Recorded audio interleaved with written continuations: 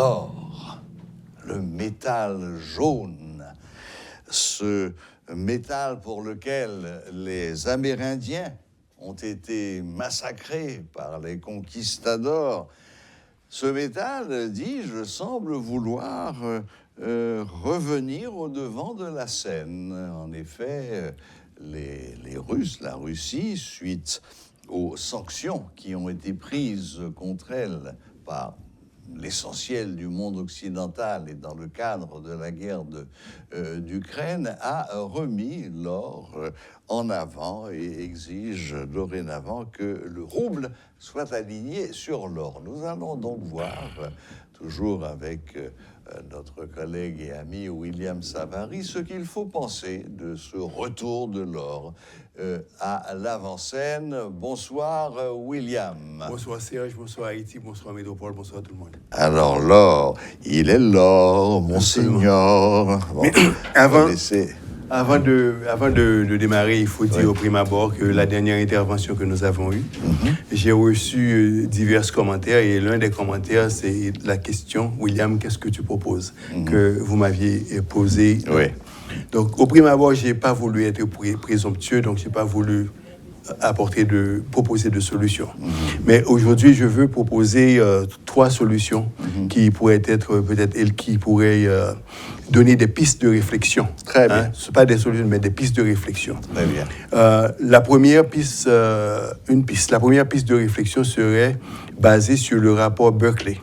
Le rapport Berkeley, c'est un rapport qui a été écrit pour Haïti et qui a été sanctionné par diverses organisations internationales sur l'usage des côtes de la République d'Haïti, des villes frontalières, des villes côtières plutôt. Oui. Hein? Et dans ce rapport, il est prévu que Haïti pourrait jouer un rôle important, surtout dans le commerce maritime. Pas le commerce maritime au niveau du cabotage pour Haïti, mais 2 parties. Premièrement, il y a le cabotage entre les villes pour Haïti, pour faciliter le transport, mais aussi le service lié au transport maritime. Donc ça, c'est le grosso modo du rapport. Donc, le rapport Berkeley pourrait servir de base comme exploitation des villes côtières et comme également source de création d'emplois et source de revenus. La deuxième que je voudrais vous signaler, ceci est basé sur l'expérience chinoise, l'expérience asiatique, la Chine, Taïwan, Corée du Nord, c'est l'agriculture. En Haïti, nous disposons de 27 000 km² des poussières, mais je dois vous dire que 11 à 12% de ce territoire est vraiment des terres arables. Ce qui vous donne à peu près 500 000 carreaux de terre arables qui existent dans le pays. Hein? Donc, ce qui justifie aussi que du temps de la colonie, Haïti était la plus riche de toutes les colonies et c'était essentiellement de l'agriculture. Maintenant, pourquoi il faut mentionner ceci? C'est parce que nous avons eu à évoquer plusieurs fois la production du riz dans le pays. En effet. Pour être autonome, pour avoir la souveraineté alimentaire en matière de riz. C'est ça. Et si par carreau de terre on produit 2 tonnes de riz, et la consommation annuelle c'est de 400 000 tonnes, il te faut 200 000 carreaux de terre pour être indépendant, pour avoir l'autonomie alimentaire dans le riz. Dans le riz. Et si on parvient à augmenter la productivité de 2 tonnes à 3 tonnes, on aura besoin de 140 000 carreaux de terre. Donc, ceci pourrait déjà générer non seulement des emplois, mais permettre à ce qu'il y ait moins de fuites dans nos réserves et aussi contrôler le niveau d'inflation dans le pays. Un troisième point que je voudrais signaler, c'est le point au niveau de la matière grise, la technologie. Aujourd'hui, en vertu de ce qui se passe sur le marché international des développements et des nouvelles inventions, la technologie demeure un point essentiel de croissance, donc, et de création d'emplois et surtout de fortune. Hein? Parce que je prends en l'occurrence la compagnie Twitter, que plusieurs personnes connaissent, qui n'a pas 15 ans d'existence. Exact. Et qui aujourd'hui a une valeur de... En fait, il a été proposé d'être acheté à 40 milliards de dollars. Oui, par M. Elon Musk. Ce qui représente 8 fois le produit intérieur, enfin 9 fois le produit intérieur brut de la République d'Haïti. Donc, Donc, vous êtes dans le champ de la technologie, il y a des opportunités extraordinaires. Oui, oui. Mais enfin, il n'y a pas 50 Elon Musk dans le monde. Et bon. Ensuite, la dernière chose que je voudrais mentionner, c'est également l'organisation du travail. C'est parce que la division du travail et l'organisation du travail dans un pays détermine contribue en grande partie au taux de croissance de l'économie de ce pays. Donc, tout ceci exige un écosystème et aussi ce que je dirais un think tank, un groupe de professionnels qui seraient axés sur le développement de la République d'Haïti et à qui on aurait donné, par exemple, des targets. Nous savons qu'aujourd'hui, nous sommes à 40% de chômage. Bon, OK, la réflexion devrait pour réduire le taux de chômage de 40 à 30 ou 20%. Nous avons un taux d'inflation de 23%. On voudrait réduire le taux d'inflation à un niveau X. Nous avons c'est ça, se fixer des objectifs très clairs et savoir comment y parvenir. C'est ça. Donc, tout ceci, c'est pour éviter d'être... de proposer, de penser que je serais trop présomptueux, de penser que j'ai toutes les solutions. Maintenant, j'ai apprécié l'introduction que vous avez faite de l'or, parce qu'en fait, aujourd'hui, l'or est en train de jouer un rôle que l'or n'a pas rempli depuis les années 71. Absolument. Parce qu'il faut se rappeler qu'avec le Bretton Woods, le dollar et l'or avaient cette relation où il y avait le prix de l'or a été fixé à $35 par once.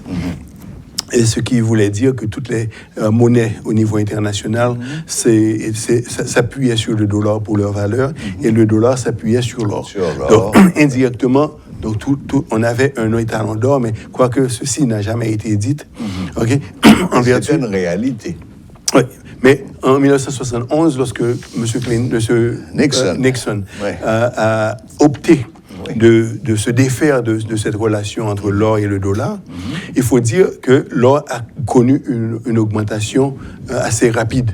Par exemple, de $35, je crois que dans 2 ans, l'or se négociait à $600.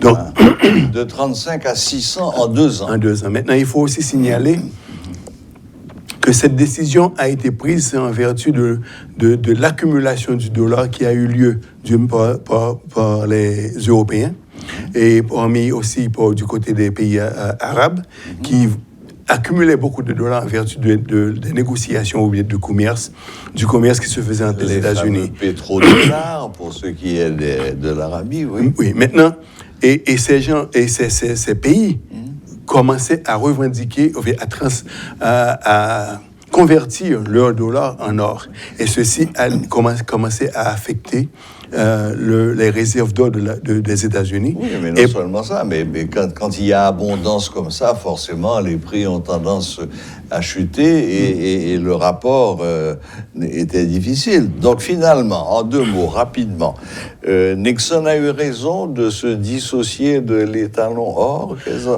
ont été les conséquences directes tout de suite pour les États-Unis? Premièrement, certaines personnes diraient qu'il a eu raison, certaines personnes diraient qu'il a eu tort. Ouais. Bon, pour ceux qui diraient qu'il a eu raison, c'est parce qu'en fait, en se débarrassant de cette relation, il a permis aux États-Unis d'augmenter la planche à billets. Okay? Ce qui a, parce qu'il ne faut pas oublier qu'avant, les États-Unis avaient besoin de financer la guerre du Vietnam. Donc, ils avaient besoin d'activité, la planche à billets. Oui. Et la première chose. La deuxième chose, c'est que les États-Unis pourraient également émettre beaucoup plus de bons du Trésor sur le marché américain et en profiter pour emprunter de l'argent à un intérêt très bas. Okay? D'où la relation entre l'or et le dollar et le taux d'intérêt et les bons du Trésor, parce que lorsque les taux d'intérêt augmentent, généralement, le prix de l'or tend à chuter. C'est la relation qui existe sur une période de longue date, près de 50 à 60 ans. Donc, il y a plusieurs personnes qui s'engagent dans le négoce de l'or, en général, suivent le mouvement des taux d'intérêt. Hein? Donc, pour ces gens-là qui ont voulu augmenter la masse monétaire, oui, M. Nixon a eu raison. Mais pour d'autres personnes qui ont voulu préserver la convertibilité de l'or au dollar, par exemple, il y a M. Larouche, qui est un politicien farouche et un fanatique endiablé de l'étalon d'or. Il y a beaucoup de gens comme lui qui pensent que les États-Unis devraient retourner à l'étalon d'or. Et ceci, pourquoi? Parce que lorsque il y a l'étalon d'or, il y a une limite sur la masse monétaire, sur l'augmentation de la masse monétaire. Et ça veut dire on freine la planche à billets. Absolument. Et maintenant, ceci, ça a un effet direct sur le taux d'inflation. Donc, plusieurs personnes vous diraient que c'est à cause de ce découplement du dollar alors qui a causé un taux d'inflation rapide aux États-Unis. Et ce qui est intéressant de ceci, c'est parce que ceci a permis, d'une part, l'élection de Jimmy Carter. Okay? Et sous la présidence de Jimmy Carter, à cause du financement de la guerre du Vietnam, qui a causé un taux d'inflation exorbitant, le prochain candidat qui devait se mettre en face de Carter, c'est Gerald Ford. Et le motto qu'il avait, c'était Whip inflation now. Donc, les États-Unis, ils sont toujours très conscients de deux éléments au niveau de leur politique. C'est d'une part l'inflation et le déficit budgétaire. Donc des deux côtés, vous avez les argumentaires. Maintenant, il s'agit de déterminer quelle direction qu'on voudrait donner à une économie. Aujourd'hui, nous avons une nouvelle école de pensée économique qui est enseignée à travers plusieurs des universités américaines, qui est le New Monetary Theory, qui vous disent qu'effectivement... La nouvelle théorie monétaire. La nouvelle théorie monétaire, merci, c'est vrai. Et qui fait l'argumentaire que l'augmentation de la masse monétaire n'est pas vraiment à la base ne cause pas une augmentation de l'inflation. C'est plutôt l'augmentation de la masse monétaire sans de production correspondante qui cause l'inflation. OK. Bon. Okay. D'où logique. Oui. D'où maintenant vous savez que nous venons de témoigner une augmentation massive de la masse monétaire aux États-Unis et en Europe, comme en réponse à la crise de Covid. Oui, bien sûr, l'endettement de toutes les nations européennes est colossal. Et si vous observez le débat politique en France aujourd'hui, eh bien, l'un des problèmes qui est souligné, c'est le problème de l'inflation. Si vous observez le débat politique aujourd'hui aux États-Unis, en fait en France l'inflation, aux États-Unis également l'inflation, et ceci, c'est parce qu'il y a eu une augmentation massive de la masse monétaire pour répondre à la crise de Covid. Et c'est Macron ou bien le Premier ministre italien qui avait dit quoi qu'il en coûte. Je crois que c'est Macron. C'était Macron. Quoi qu'il en coûte. Le quoi qu'il en coûte de Macron. C'est ça. Donc il fallait faire marcher la planche à billets pour répondre à la crise, parce qu'il fallait maintenir la consommation. Il fallait aider ceux qui étaient le plus touchés. Et aussi il fallait apporter des aides précises. Et aussi préserver la rentabilité des entreprises. Exactement. Donc, bien sûr. Voilà, c'est cette relation qui existe entre l'or, entre l'inflation et le taux d'intérêt. D'accord. En quoi a consisté la nouvelle décision russe concernant l'or ? C'est une décision qui vise, d'une part, à renforcer la valeur de la monnaie russe, de l'euro. Parce qu'elle avait chuté de 40% au lendemain de l'invasion. De l'invasion et des sanctions. Et des sanctions. Maintenant, aujourd'hui, en prenant la décision de lier de la convertibilité à l'or, donc et la Russie exige aussi que les produits qui sont fabriqués chez sa production soient payés en roubles. Donc, bon, il n'y a pas beaucoup de pays qui l'acceptent. Mais en roubles ou en or. Ah, d'accord. Donc, oui, vous avez le choix, rouble ou or. Absolument. D'accord. Et comme il a établi un lien entre le rouble et l'or... Donc, c'est l'un ou l'autre. Donc, il sort gagnant à tous les coups. Oui. Maintenant, il faut souligner une chose. Qu'il ne faut pas oublier. En Haïti, notre réserve d'or est 1,8 tonnes. Ce qui a une valeur de à peu près 63 milliards. Un instant, je crois qu'avoir les chiffres Je me suis donné la peine de les calculer. Mais ces l'once d'or se vend aujourd'hui à $1,900. Sur 1,8 tonnes équivaut à peu près à 68 000 onces, je crois. Donc ça vous donne une idée de la valeur des réserves d'or. Quand on passe du système métrique au système... ça devient compliqué. Mais les gens peuvent faire... Bon, en Haïti, nous disposons de 1,8 tonnes à 1,9 tonnes, et le prix de l'or aujourd'hui est de $1,900 l'once. Donc vous pouvez faire le calcul. Et une once, c'est pas grand-chose. C'est pas grand-chose. Donc maintenant, en vertu de la convertibilité russe établie, l'once à 40, à peu près à 1600, à 1700 roubles. Donc il y a quand même, à 5000 roubles plutôt, excusez-moi. 5000 roubles pour une once d'or. Donc il y a beaucoup de choses qui se font aujourd'hui sur le marché de l'or. Et pour conclure, les gens en général investissent leurs actifs ou bien leur épargne dans le dollar américain. Ils accumulent le dollar américain.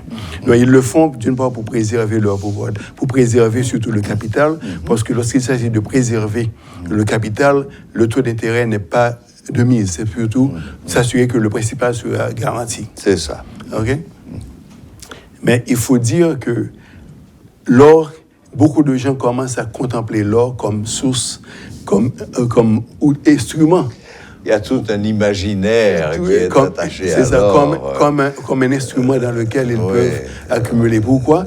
Parce que l'or ne peut ne pas être sujet à des sanctions. Voilà. Et puis l'or, qu'on le veuille ou non, c'est quand même lié à la joaillerie, aux bijoux, toutes sortes de choses qui font rêver. À la fortune aussi. Et bien entendu, à la fortune également, absolument. Oui, ça, on a hérité ça de nos ancêtres. Absolument. Quand on voit l'évolution de la monnaie, l'histoire de la monnaie, des sesterces romaines aux pièces en or de nos rois, et puis avec l'arrivée de l'as, le passage au papier-monnaie, qui a été peut-être la plus grande révolution de l'histoire de la monnaie, et puis ensuite à maintenant, l'argent sur petite carte plastique, monnaie virtuelle, sans parler des bitcoins. Bon, il y a deux choses qu'il faut signaler avec l'arrivée de la monnaie fiduciaire, paper money, a ruiné la France avec Louis XIV.